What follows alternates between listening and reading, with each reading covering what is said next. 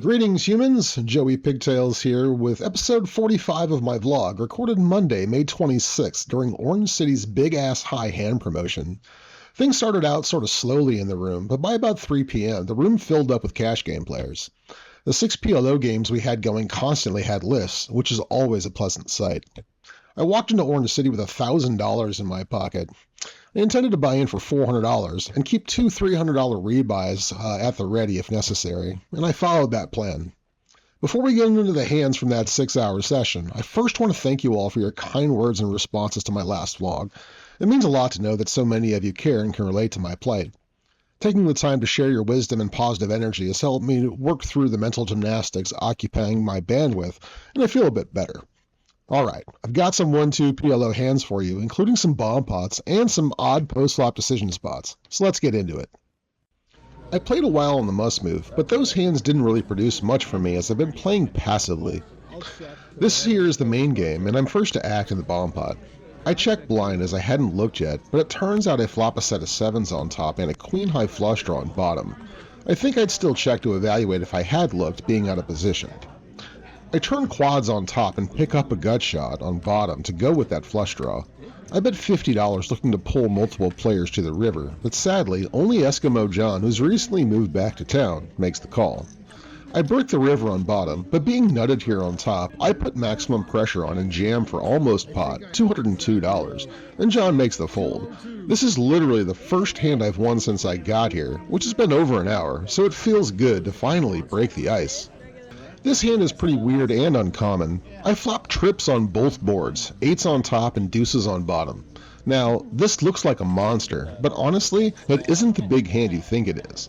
Our kickers suck on both boards, and having a pair in hand means that it's going to be incredibly difficult to improve on either board.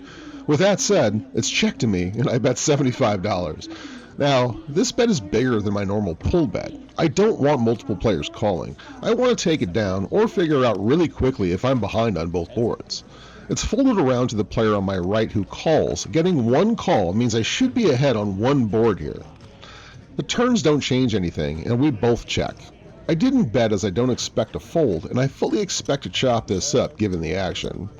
The rivers come out, and my opponent fires out $100 in case I felt like folding, but I toss it in, as like I said, I can't see being behind on both boards heads up, and he has a boat on top to take the top board, but only one pair on the other, and we end up chopping this up. I look down at a decent rundown hand and see a limp in front of me, so I limp in too, and then all hell breaks loose. We have an open at $20, a couple of calls, and then Monty jams for his last $45. Seat 1 makes the call, and then Seat 2 limp re-raises and pots it to like $235. I've been here for 2 hours now, and quite honestly, I've been playing like a little bitch, overfolding everything under the sun and passing on slight edges in favor of taking the safe play. I needed to snap out of this, and this was my spot. I rip it in for $265, getting calls from Seat 7 and Seat 2 since the action wasn't open, and the main and side pots I'm in totaling around $900. The flop is beautiful, Ace-8-3 of all spades. These two guys get their money in, and the board immediately pairs on the turn, dashing my hopes of scooping this as Seat 2 had aces. Monty had flopped a nut flush and would have won the smaller main pot, but the mystery box could be anything, guys, even a boat. We get stacked here, and I rebuy for $300. Even after getting stacked in that last hand, my mindset is shifting.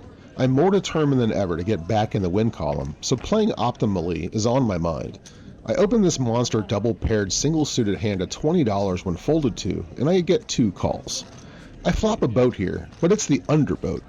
Even if I'm ahead right now, there are 2 streets for a naked jack to find a boat and sail away with my stack, so caution is in order. David leads for $30, the other player folds. Folding isn't an option for me yet, so I call to evaluate. The turn doesn't change the board at all, and we both check. David usually barrels big equity, so I'm probably ahead here. The river also doesn't change anything, and I elect to check this back again to find out that I'm good. David had ugly aces, and I should have value bet this river. Still, a small win is still a win. I open this nice Broadway combo to $25 and see 3 calls. On King Jack 2 2 hearts, I flop a wrap and a pair, blocking the front door flush draw. When check 2 in position, I fire $100 as a semi-bluff, getting one call from seat 2. The turn is a brick, and I take the free card when checked to see another brick on the river. My opponent checks, and this is a spot where I should be firing to take the pot and forcing naked King X to fold, but I check it back to find out that my jack is actually good enough. My opponent flopped a royal draw, but I had the queen in my hand. A bet would have been bluffing with the best hand here on the river, but I still got to take this one down. We see a limp fest in front of me, and I go ahead and limp this combo too. With this hand specifically, having both the ace and king of a suit is sort of bad. Making that flush would probably win the pot, but we hardly get paid for it if we do, since the king-high flush can't exist elsewhere. On ace-queen-7 rainbow, 2-pair isn't shabby, and I have a gut shot too. When checked to, I take the non-passive route and fire $25, getting only one call from seat 6. If I could ask for a specific turn card, it would probably be the 10 of hearts. Oh, look at that! There it is! I bet $75 trying to build this pot to set up a river jam, but my opponent folds instead. At least I'm back on track and getting close to even on the day. This would be an open if that ace was suited. I decide to limp this combo, and we go 7 ways to a flop of ace jack 9 2 clubs. I have second set in a limped pot on a board that's extremely wet. No one should have aces here, especially since I'm blocking them, so I bet $25 to build a pot for someone else to take to see a bunch of folds before Chad now pots it to 110, and then seat 2 makes the call. What? Chad has another $100 behind, but seat 2 covers me, so I put in the call to evaluate, hoping to see a clean turn card. And the queen of diamonds is far from clean.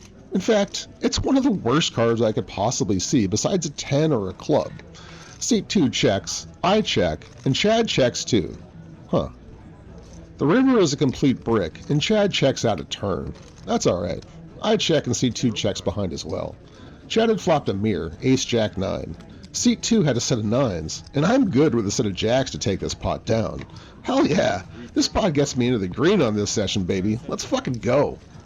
There are a couple of limps in front of me, and I make it $25 from the button, seeing 4 calls. On ace 5 3 2 diamonds, I flop a lot of equity here with a nut flush draw, a gut shot, and a set draw, of course.